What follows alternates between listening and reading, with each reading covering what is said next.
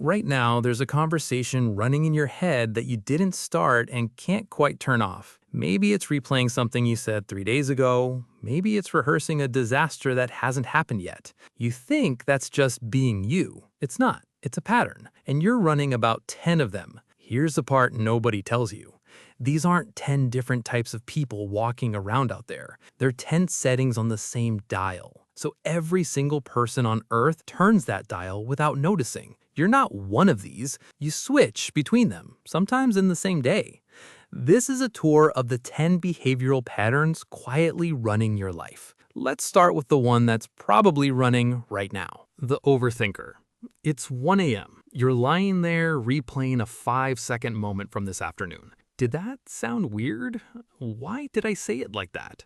Your brain isn't faulty. It's doing exactly what it was built to do. For most of human history, scanning for danger kept you alive. A rustling bush might hide a predator. Better to overthink it than get eaten.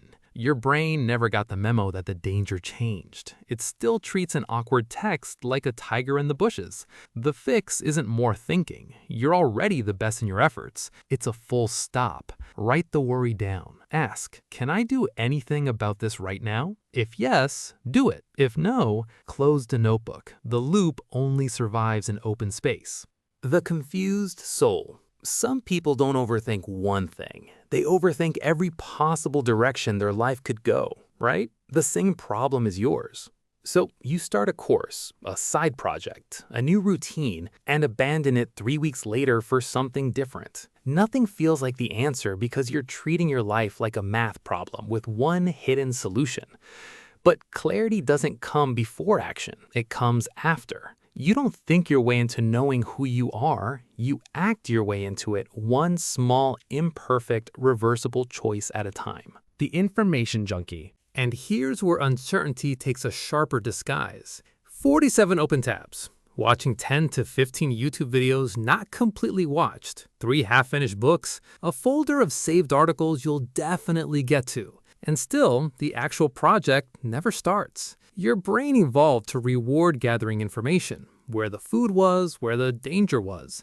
Now information is infinite, and every new fact gives you a tiny dopamine hit whether you use it or not. 10 hours of research can feel like 10 hours of progress, right up until you realize nothing in your life has changed. It's not laziness. It's fear wearing a very intellectual disguise. The fix is embarrassingly simple. For every hour you consume, spend 1 hour producing. Confidence never came from the 10th article. It comes from the first attempt. Here's what makes these patterns dangerous. They don't look like problems at first. Overthinking looks like intelligence. Research looks like preparation. Perfectionism looks like ambition. Silence looks like maturity. Comfort looks like stability. But each one can become a strategy for avoiding something deeper. So what are these behaviors actually protecting you from? The struggling perfectionist. Watch someone sit down to finish something. They complete it, then open it again and again. Not because it's wrong, because some quiet voice insists it's never quite done. Perfectionism isn't about quality. It's a shield. Keep polishing, keep delaying, and you never have to find out what happens when the world sees the real, unfinished human version of your work. The shield doesn't even work. It usually raises anxiety instead of lowering it. Set a finish line before you start. Not perfect, just done. Then walk away the second you hit it. The comfort zone prisoner. Some people protect themselves differently. They stop choosing anything new ever. Same coffee, same route, same 4 conversations on repeat. I think all day you're doing the same 5 to 7 things. You are not walking alone and watching a beautiful sunset. You think that's boring. It's actually a slow kind of shrinking. In 1908, researchers Yerkes and Dotson found that a little stress made mice perform better at solving mazes, until it got too intense and they froze. Humans follow a similar curve. Zero stress isn't safety, it's stagnation. Without something to stretch toward, even things that used to bring joy start to feel flat. You don't need to leap.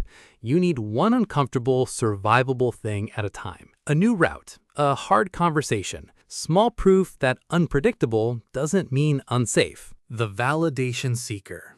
And underneath a lot of this, the overthinking, the perfectionism, the endless research, there's often one engine running the whole machine. You post something, Then you watch it. Who liked it? Who didn't? Somehow your entire mood is now decided by people you might never meet.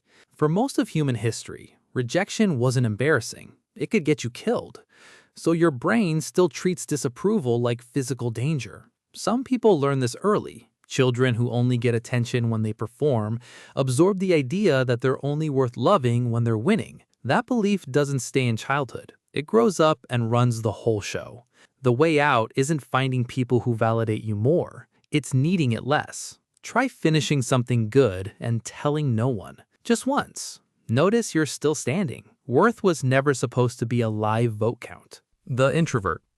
Thinking for a moment, you go to the party, nothing bad happens. Decent conversations, maybe even a good time. And still, an hour in, you feel like your battery's at 4%. That's not shyness, that's chemistry. Introverts and extroverts respond differently to the same stimulation. Extroverts need more input to feel normal. Their brains seem to seek higher levels of reward. Introverts hit that ceiling faster. Past a certain point, more noise doesn't feel exciting. It feels like static. The mistake most introverts make is treating their need for quiet like a flaw. It isn't. Protect the recharge time, and the version of you that shows up gets sharper, not weaker. The silent observer.